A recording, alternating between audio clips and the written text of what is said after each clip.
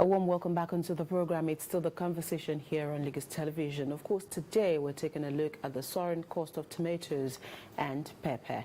Now, according to research or statistics, the best time to plant your tomatoes vary or they fall between the months of December, January, February, and March, which means that for some farmers who are hoping to sell at high prices in May, July, it is best they cultivate their tomatoes at about December the previous year. Does that still matter? Does it count? Issues around climate change, insecurity, and other issues are probably some of the reasons why we're currently experiencing the high cost of tomatoes in the market. We do have a farmer in the studio this morning, and together we'll take a look at why this is happening at this particular point in time. Are there hopes that this could abate any moment from now, or, like we say in the local parlance, are we on a long thing? This morning we have joining the conversation Abisola Ijalana. Like I said, she's a farmer. Thank you, Abisola, for being here on the program today. Thank you very much. Good morning. Good morning. So let's start from when, like I said, are we still... Is tomatoes, is it still seasonal? Because we grew up knowing that, okay, at some particular point in a year, you have plenty of tomatoes, yes, and sometimes you'll already know that, okay, we might not have. But so with climate change issues and all of that, can we say tomatoes, is it still seasonal? Yes. Yeah, it's still very seasonal. Because of this climate issue, yeah. Okay, so when is the best time to plant? The best time to plant, okay, in terms of business-wise, because why it's seasonal is because most times, you know, all this high cost of imports because of the recent dollar rate, and also a lot of farmers, you know, everybody wants to make money from it. Does that affect tomatoes? Yeah, it does, because of the high cost of seed. You know, the seeds are being sent from abroad. Oh. Even so we don't grow the seeds here? No, we don't. We only have the Yoruba seeds. So for good quality seeds that will give you good yield, they are being brought in. They are shipped. So you buy? Yes, we buy. To plant? Exactly, we buy to plant. Ah, okay. Yes, so because that's what we call F2 and F1. F1 is the first generation, so that one gives you the best yield. It has more resistance to diseases. But the F2 are the ones you get maybe after planting, the ones after harvesting, you dry and get the seed. You can't really get so much from it, yes. Okay. So the climate change has been a very difficult problem. For instance, this year, the rain didn't start until like maybe this June, May, this just month that we enter, towards May. Mm-hmm. For people that done their nursery in February, I did my nursery in February, I will tell you that the heat affected my harvest here. My yield is kind of poor. So one of those things, and we look forward to selling it during the year because it's the number one thing. We know tomatoes is always very expensive. And every farmer, every business owner is out to also make money. Mm-hmm. But for instance, it's so expensive. That is what is even helping us get our like investment back. Okay. Because right now, a lot of farmers suffered from the heat. It affected from the nursery. The nursery didn't do well. When we transplanted, the plants were just looking very fragile, and it definitely affects the productivity. Right. So that's number one, for instance. And in terms of seeds, very expensive, high cost. There's a particular seed we buy. As of last year when we bought it was 27,000. I'm telling you now that that seed is 140,000 for just the same can. 50 grams is 140,000. Then we also have lack of manpower. As a result of this high forex exchange, usually the Cotonou boys, they come to Nigeria to work. This year, I can tell you, maybe just 5% came, because by the time we pay them in our own naira, when they take it back to their country, it's very poor. So they decided not to come. So a lot of farmers, there's no work, and we can't do it ourselves. Right. You know, and you know, farming is also very capital intensive. Not everybody can afford like a tractor, afford this. I don't have a tractor. I still use the manpower, but I was lucky to just get a contact of Gombe boys that I was able to, and that's why I have tomatoes that I have. Cool. Okay. Aside from forex and the high cost of seedlings that you mentioned, how much of impact has the insecurity level that we have in the country also caused in the cost of tomatoes and pepper? Yeah, a lot of farmers they have to run for their life. I can tell you, for instance, I was, you know, I just thank God, I was almost kidnapped last year. I had that one face-to-face experience, but I escaped into the bush. In fact, some people were still telling me even on Saturday, I went for a party, so they met me and they're like, and you're still going. If I'm the one, I can't go. I'm like, I have to face my fears, and now I'm just trying to be more careful because you can't tell me to do what I don't what I enjoy doing and love doing. It was they shot at my car. This one is not. I have videos, I have evidence. So you imagine if I... Where's your farm? I'm Okoloki in Ogun State. Okay. Yes, you go through Ofada or more there. That road before getting to Papalanto. Okay. And I was returning, coming back to Lagos. And it was just pow, pow, pow, pow, pow. I just thought it was a joke and all. And you were able to make a video? When I went back to my car, okay, because we ran into the bush. Okay. So when I went back to my car, I was able to do a video of everything and all.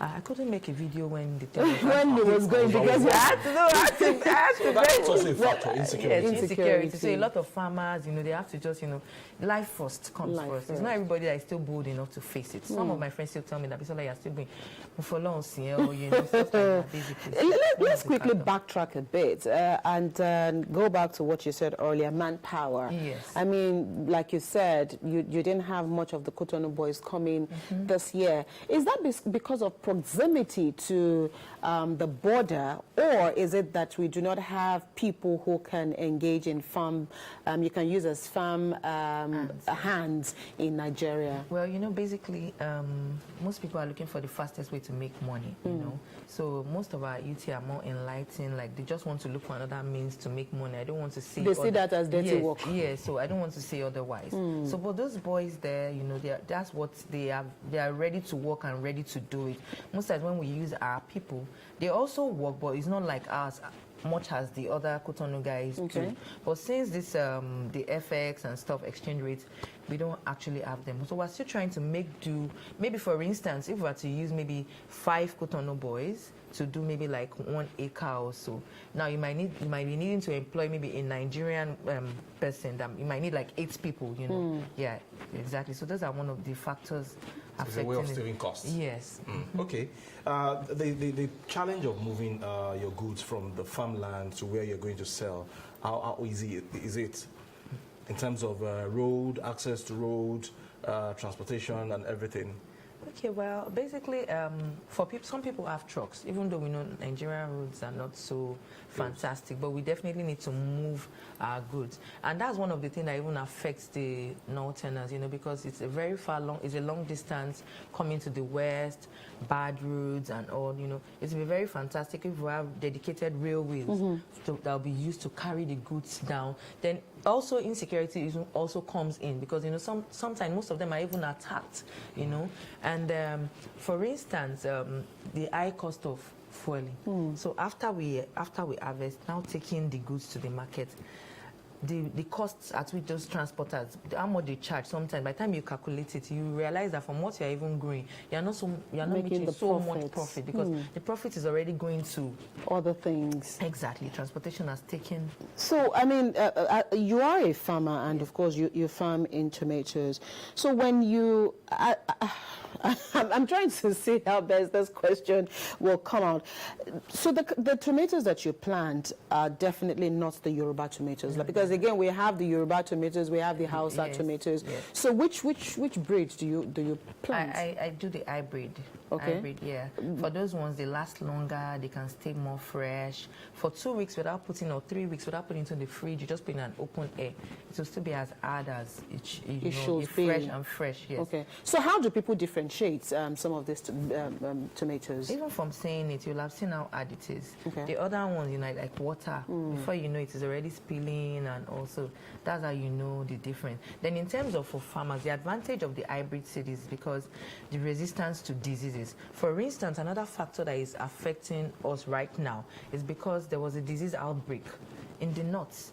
And because of the kind of seeds, for some, the seeds I grow, the disease resistance is still high. Not that they don't get diseases, but it's just that at least it has higher resistance. So there's a disease outbreak that is currently happening in the north that has affected. That's why we don't have the tomatoes from the north. And the little farmers that are growing in the west is not enough. The demand. The demand. Yes. So which is more affordable, the Hausa own or the hybrid? Because looking at the likes of Adebimpe and Abimbola, they'll be celebrating Salah very very soon. And they're already complaining. It is tomatoes that you find on this one. Pepper is expensive, tomatoes the Yoruba expensive. tomatoes is the cheapest. Is the cheapest. It's the cheapest, yes, because they literally, they just plant it, they don't even stake. If you go to a proper tomato farm, we stake it, you get bamboos, you get twines, so that your plants are not falling on the ground. Because now we're in raining season, and once it rains, the disease just spreads. It's just like the breeze will just, yes, exactly. So, but when it's already standing properly,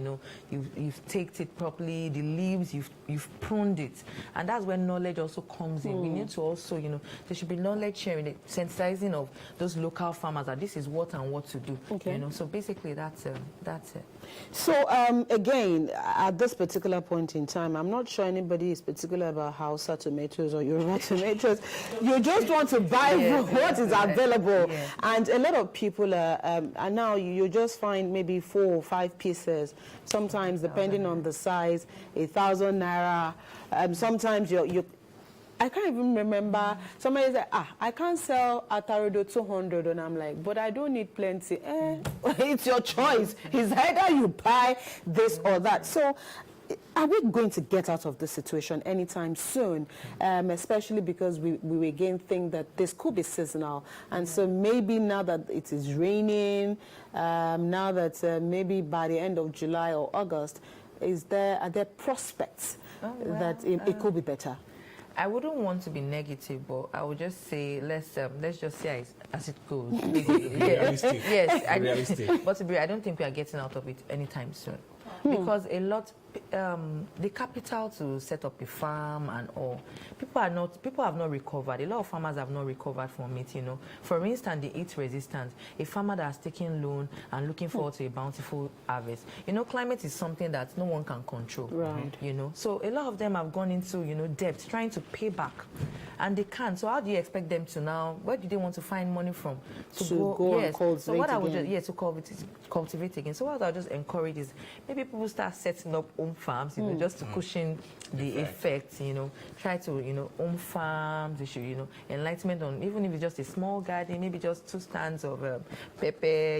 At least you can pluck what you want to eat. Well, I don't think that there will be respite. Even they are Gary. breaking hearts, so but again, it's reality, just like we said. Well, how do you think government can help in all of this?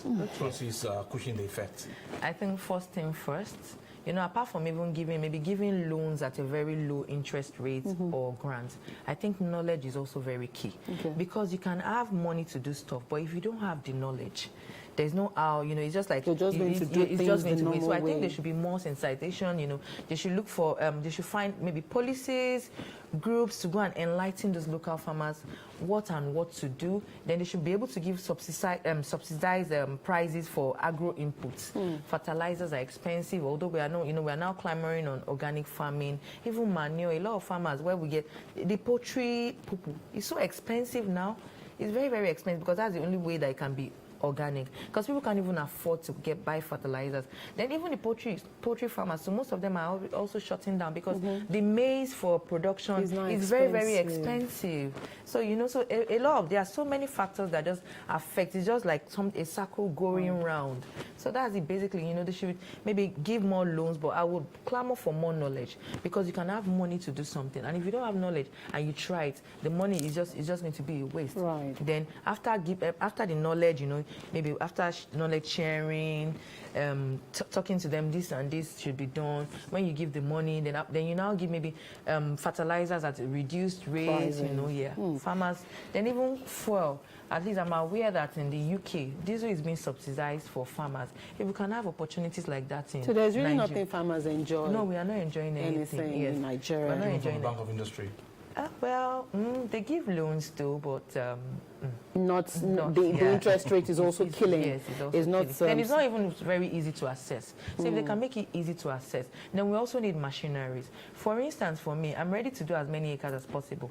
If I can just get like a tractor, get this and that makes the work easy. I'm about to start another nursery. About 10 workers ran away like 2 weeks ago. I'm trying to be... I hope they didn't run away with tomatoes. No, they didn't run away with tomatoes, but they ran away about... I was supposed to start another like 5 acres. And I just woke up one morning and my manager told me that about 6 went and another 4 now went. So right now, that particular portion of land is just there. I told him 2 days ago, what are we going to do? He said it's workers. But if I have like a tractor or something that can, just get someone to operate. Mechanized farming. If government can help, mechanized farming. If I have a tractor, flour, everything, I'll just go clear. Immediately, yes. Even cassava, I'll do it. I was talking yesterday that if I get, I can clear it, because Gary is also expensive. True. It's not just pepper, but yeah, I'm just here to talk about pepper and tomatoes. Definitely, so it's if I get those opportunities, or if more farmers, I know women that are also very ready to do this thing. But apart from the fear, I know that there's some people I can talk to. We do it together. We come together as a group, and we can do it. Okay. All right. I'll come back to the next question. You touched on it now, but let's widen it. Adebimpe has a contribution. Still talking about the challenges. How major is this challenge of herdsmen and their cows, just walking freely into people's farms and just, destroying their farm produce? Okay.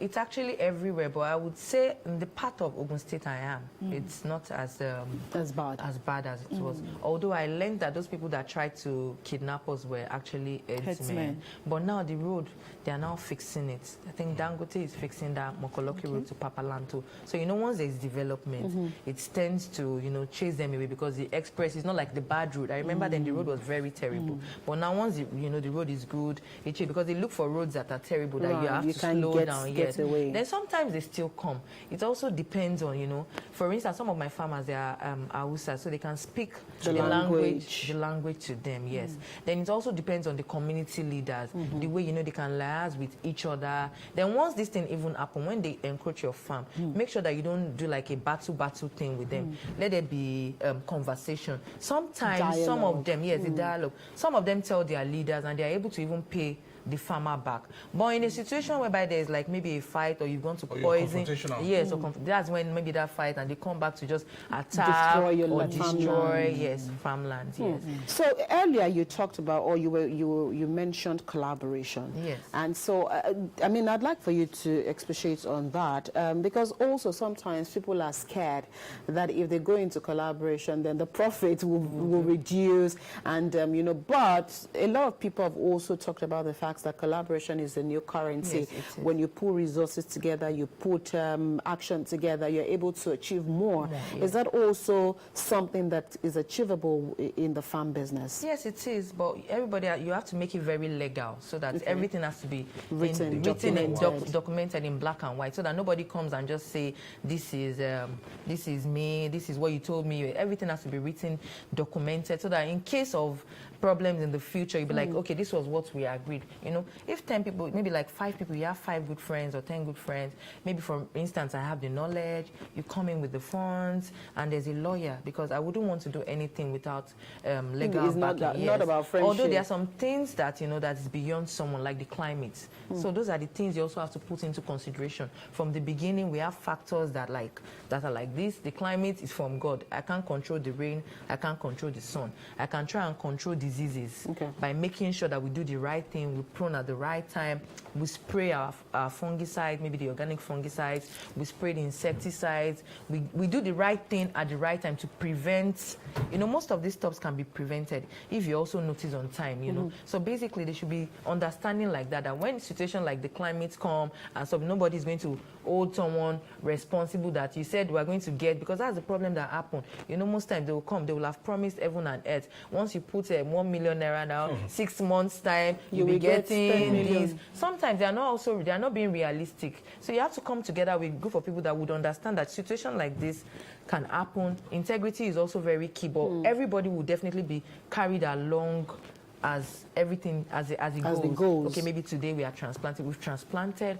We're expected to harvest 75 days after transplanting. Maybe we've done this at the right time, because there's a table for all these things. You know the right time to spray this. You know the right time to do this. You know what to feed them. Once you notice your flower, you know that it's time to pump in more potassium. It's basically stuff like that. You just carry. I wouldn't want to do business with people that I don't even trust or don't have integrity. So it's also very, very good when you are picking your partners. Make sure that you've done your due diligence, and then you take up. Then the lawyer is number one thing that has to be involved here. Okay, even when people are ready to farm now, do they have access to lands, and at what rate? Okay, well, in terms of land, these real estate people, they've come to everywhere now. You say, buy your land, That's another thing that is affecting farmers, because most of the lands are now being converted into real estate. So in a situation whereby the government can help us come in, and maybe they make sure that there are some lands that are just completely reserved for farmers, and they can be leased for maybe long term. And you know that these are government reserved areas, and it's for a long, like maybe 10 years, 15 years, that you keep using it. Then in terms of encouraging people that are even scared to go into the main farm, there's what we now call, there are now ways, sustainable farming, whereby greenhouses, maybe people that have maybe some spaces in front of, some people build their house, apart from, like it still boils down to this real estate. The way they build houses now, you can see one plot, they will just use it to build like 4 different inside one plot. Unlike in the olden days, whereby you still have like space to do a lot of things. Yeah, so for people that don't even want to go far, maybe you want to, because where you can find land, you can't even find land for farming in Lagos. Only maybe if you go to maybe places like Ekpe. And for now, everybody knows that Ekpe now, they started advertising it. Before you know it, they're going to chase all the farmers away from there. So people that want to maybe Ogun State, Ekiti, but in a situation whereby you know that you want to farm in the comfort of your home, maybe they should encourage people. There can be rules that maybe still leave some space so you can construct like a mini greenhouse. It's expensive, but if you can afford it, that means you can farm in your compound. Right. And with greenhouses, that's sustainable farming. Nothing has to do with the climate, because it's everything is inside you can control everything. So it makes it easier, and there's even more yield. You'll be able to have more yield because there's no rain, there's not too much sun. You can control it. It's just like when we're inside our house. When it's raining, when we go outside, some people might have tendency to fall sick or just catch a cold. The same thing applies to plants. They are like human beings. Sometimes I even feel they are more fragile, because when I started then, I felt it's just about putting it on the ground and you come back, it's growing. No. You have to also tend, you have to take care of all those things. Yeah. Let's talk about wastages, because we are a wasteful people. But I think a couple of people are also curtailing waste now. Storage is a big problem. Yes, it is. And of course, with things like tomato and pepper, I mean, if you don't grind them, they can't be stored. Or correct me if I'm wrong. Are there things that you can store for long term, if not grinded and then probably stored in the freezer or the fridge? No, they are not. Yeah, you have to be able to preserve them. Tomatoes, peppers are very perishable. So maybe we should have more storage facilities. Because sometimes when you go to Mile 12, especially in seasons where these tomatoes, is really a lot. Right now, there's nothing to store, because these tomatoes we have currently is not even enough for everybody. To go around. But in seasons like that, maybe storage facilities, maybe maybe the local government chairman or the chairman in charge, can speak to the right people, because when we take our goods to the market, they actually charge us. There is Owo Moto, Owo offload. I don't know where the money is going into. They can channel it into building a major storage facility in maybe my top market and the other market. So it helps to preserve these things. Then, some supermarkets, when you go, you see all these chillers. That way you still find them very fresh. Right. Those are another means. Then converting into paste. But how many people can afford to can afford to even build to? No, I'm even talking about farmers. Because sometimes we also go through that, because by the time you even take your stuff and is a lot in the market, the ridiculous price they sell. There are sometimes that tomatoes per crate has been sold for as low as 5,000 naira. And now people are begging to buy for 75k per crate. That same thing, yes. I remember last year in November, I was out of the country and they were harvesting. And they were telling me that, now 5,000, no, now 5. I was very. I bought 7,000. In December. For me as a farmer, for you as a consumer, you'll be very happy. Right. But for me as a farmer, I won't be happy, because I know everything I've even gone through. Then you can imagine the number of. It got to a stage I didn't even want to harvest, because I know that I was trying to. Maybe today the price will be better, because they will tell you that Thursday, Fridays, these are quite expensive because they'll be partying on Saturday. I will tell them that don't harvest yet, but before we know it, they might spoil on this stuff. It's best to sell off. Yes, it's best to sell off. Then if I can afford to set up like a mini tomato paste stuff, so you can also now convert to paste, and that way it can last. You're also meeting another need when need. It is converted. My question might sound funny. Is it that our farmers deliberately take advantage of festive period? No, well, I wouldn't say we take advantage of festive period. But Or is it because of the demand? no, yeah, the demand during that period is always very high. Then another thing that happens, it has to also do with seasons. Because sometimes once for West, we are trying to encourage, before, people didn't even believe we can grow cucumbers, we can grow pepper, we can grow tomatoes in the West. But thankfully, I have some senior colleagues, they've gone to do the research, they've seen that, okay, our soil is also very, very good. Because right now in the north, why there's another shortage? Because once it's rainy, there's always flood. So it destroys their farmland. So they don't farm because they have more acres and hectares. Yes, but they don't farm during the rainy season. So we in the West, what we do is during the period, we try to, take advantage. Because when you're in business, you're also in business to make money. We never also even expected it to go as high as this. When I started farming, the crate was usually normal period, maybe 7,000, 8,000. So we always look forward to maybe when it turns to 17,000. 2 years ago, during Ilaya, I remember telling one of the people that trained me, and they're like, okay, let's start it to, 16,000. So, and we're always excited, full with joy. Nobody would have even ever thought that tomatoes would get to 70,000 or 80,000 per crate as it is now. Okay, But I don't know if this is your area of fish farming. Okay, I have a friend who suffered a huge loss recently. The last heavy rain, I think that was on Thursday last week. By the time she got back to where she had her fish pond, all the fish had been, swept away by flood. Are there better ways? I don't know if you have an idea of how they, dig this pond. If there's anything that could be done to avoid such, of course. I think this is where you start climate change and all that. Knowledge sharing. Knowledge sharing, yes. Okay, so basically, I'm not actually into fish farm, but the little idea I have, maybe she's into maybe earth pond. Where they dig the ground. Yes, they dig the ground. Yes, they dig the ground. Yeah. So because of the flood, it's like they're trying to, and which is also very good because that's, the fish, they feel that they are still in their habitat. Yeah. Yes. But when So they flow. Yes, they flow. Yes, They flow. So when the rain, nobody will have expected that every rain. So obviously maybe it was too much and it just came. Because sometimes it even happen in farmland, the flood will just come and wash everything away. So that incident is a very, very unfortunate incident. But in situation, I think what I can also advise is doing more of reservoirs.